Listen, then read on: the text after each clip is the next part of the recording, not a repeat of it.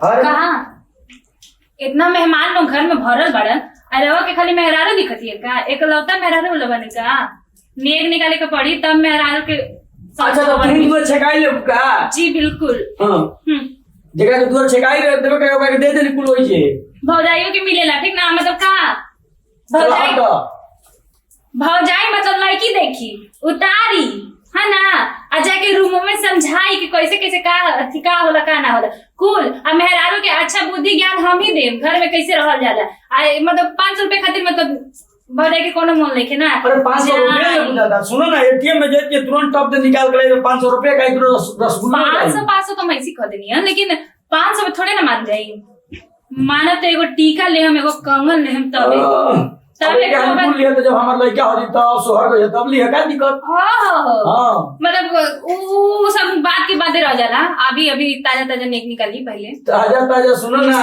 ताजा ताजा जौन मिल रहता है मैं चोरी का तो ओजे लूट ले लियो सब जूता चढ़ाई 2500 ले लियो सब बताओ तो हम कनिया जूता पहन के जाम तो कब के लिए किसी बाबू जी खाली गोड़ चल जाएंगे खुद गलती कोई नहीं है ए में हमार कौन गलती सुनो ना शटर हटाओ ना साटर उटर ना हटी समझ गई ना आ कोवर ओवर मिली ना जब तक हमके नीक ना मिली अरे तो कोवर ओजे मिलल ससुरारिया घर हम कोवर मिली का तो वो बात करे के मिलल है ठीक ना हां एजी कौन कोवर मिली रात खातिर नहीं खे जीवन भर का ठीक है हम ले बने ऊपर बोझा उठावे खातिर तो हम ना दे तो हटा चले हटी पहले नेक दी ए भौजी जाए ना दो जी हुजूरी करे से तो कुछ हो ए मर्द कितना दिन से मन कुटाइल बा कि ना जाना तनी हमने के घर के रिवाज है का 4 दिन छूट सोते के पड़ेला मेहरारू से दूर अब तुम हमारे घरे आके हमारे घर में रिवाज सिखाओ हटो कि ना अरे वो नहीं करी हे ने बाहर जाइन त बाहर ये सोते के हां बुलाइन का माजी के कोन नियम ना बता दी हम दलानी में सुते लगो जाए दलानी में तो कहा देन जी जाए दलानी में सुते चौठारी खत्म होई न तब मेहरारू के लगे सुते के तो सुनो ना तो तार भैया जोन आई बा हम भाई तुम के कह दो में सुतो का दिक्कत मैं पागल ये नियम होला 4 दिन के तू ही सिखाओ तो हटो कहले ना बाहर जाई बंद करी का के बढ़िया लगा दे लॉक मारते समझ गई ना कुल निकल जाई मजा अरे दादा जाए ना दो अरे मत अच्छा कहाँ जाएगी बाहरी की भीतरी अरे बाहरी तो क्या होता है भीतर ना जाए तो हटो वेट इंतजार करो बालक बालिका के पास चले जाना 2 घंटे के बाद काहे से कि सब कोई ओकरा के घेर के बैठल अब उसे में जाए तो सब कोई मजाक उड़ाई ऐसा तो हम अकेले ही उड़ा देले बनी बोली अब सबके पास जाके बेइज्जती कराई मकान अब कतना है दिल पर मूंग दरो तो याद नहीं के मौसी जी बैठल बाड़ी फुआ जी बैठल बाड़ी कौन ढेर मारा लोग बैठल बाड़ी इनके बड़ा मन बुझात देखे कि नहीं मतलब हम मेरा मिले तो कि नहीं मिले तो चलिए तो हम अपन देवर जी के दर्द के समझते हुए भीड़ को थोड़ा कम करने की कोशिश करते हैं जय ठीक है जाइए डन पक्का फोन करूँ ना भाभी मैसेज कर दे अरे दिया भाभी जान मत हटो जाई सारा मूड के माथा बना के रख दे मर्दे को तो जाई पता नहीं इतना गर्मी होता है बोझा मत दे बस पता ना क्या कब हटी एक और नियम हटे कि जब मर्द हटे ना तभी सब उतरे दूसरा कपड़ा पहना दे रहती जब तब तक क्या पता ना कि कौन नियम लगा बटे बाप रे तंगी गर्मी होता है सब पहनने का वैसे एकदम गर्मी में दिमाग खराब हो जाते कि हुआ तो नहीं खे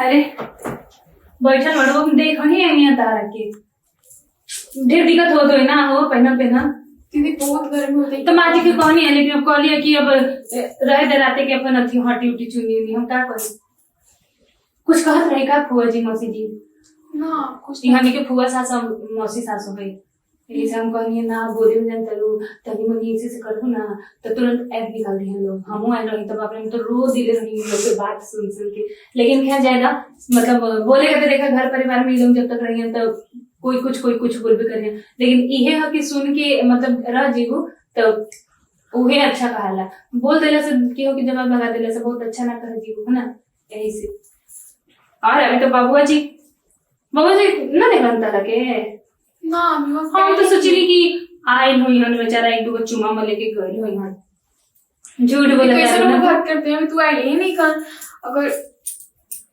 एगो बात कही उता आवे के बेचारा बड़ी छटपटाल रहन इनका क्या हम ही आवे ना देनी हां सब कोई भीड़ लगे रही ना तो हम कहनी कहाँ जाएंगे अकेले फिर वो लोग मजाक उड़ा देती लोग तो यही सब उनका के बाहर दरानी भेज देनी है मैं बहुत बेचारे छटपटात रहो ना कि हम जाता नहीं।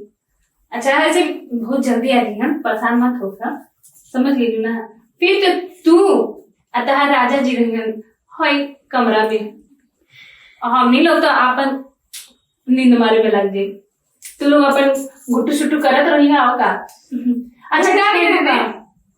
अच्छा ये वाला भी हटा दो, चुनरी हटा दो। यहाँ घर में बताना क्या होता है। हाँ जब यहाँ तो रख ली हम ठीक ना।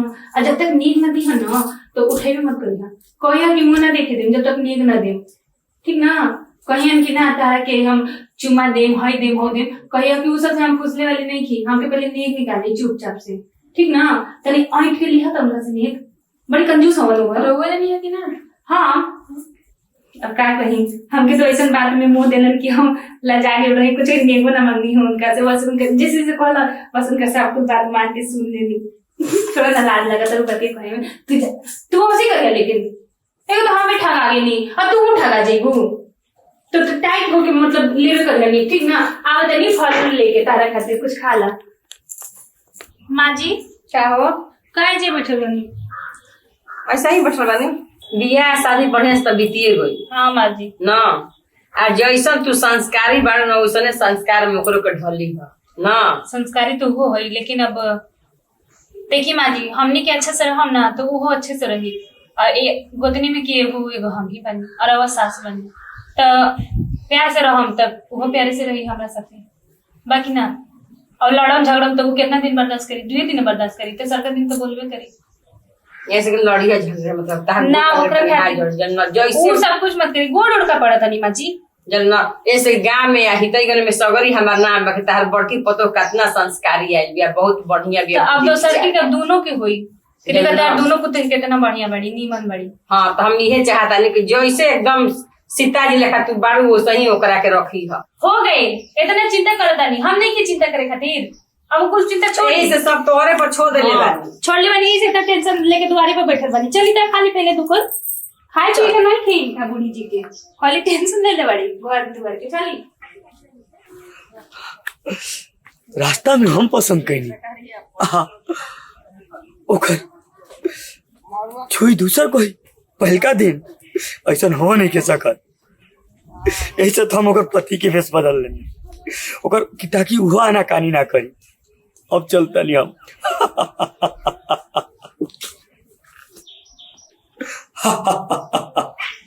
बहुत मजा आई, पहला सुहाग रात हम मनाए।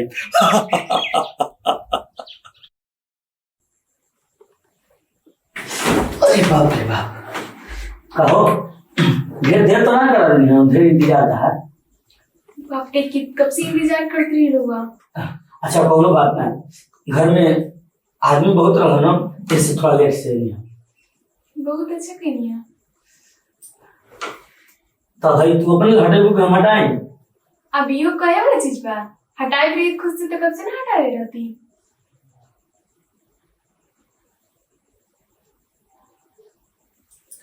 बाप रे कब से कितना गर्मी हो रहा।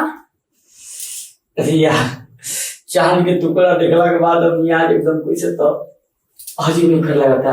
अच्छा सुनो ना, बोली तरह के का चाहिए। और भाभी तो करे है ना कि ऐसे तो देवर जी के छोड़ी हम कैसे कि हम तो नेक नहीं खंदे ले आ तू बिना नेक ले छोड़ी हम। तू दुनिया के कोनो चीज मांगू ना हम तरह के दे सकता नहीं। रहल बात छोड़े के तो मत छोड़ी हम, बाकी हम भी तोहरा के ना छोड़। यार इरादा का बा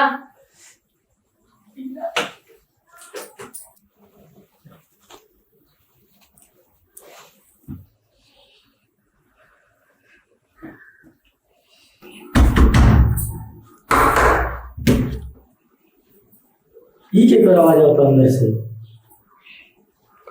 की मान लो है भाभी। अभी का अरे भाभी तेरे बैठो अंदर के बाद दरवाजा बंद गेली सुतले ना गेली।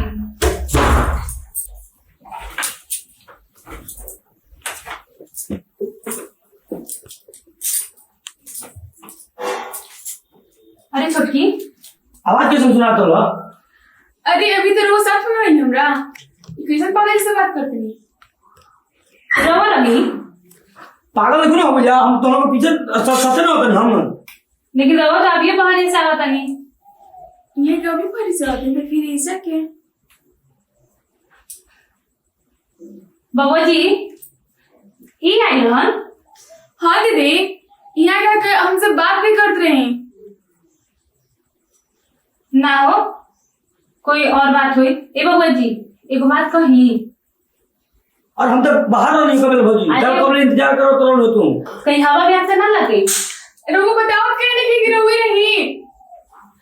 इस शर्ट, ये पैंट, रुको बताए ना गिरोगे नहीं, क्या है ना गिरोगे बताओ ते। और हम हमें के पागल हमारे भौजी कल हम तेरे को मैसेज करो, फोन करो। मतलब रुको पागल लगते नहीं। अरे ते पागल ना है रे। ना दीदी, अरे हवा ऐसा वाला नहीं के हो चला। सकता।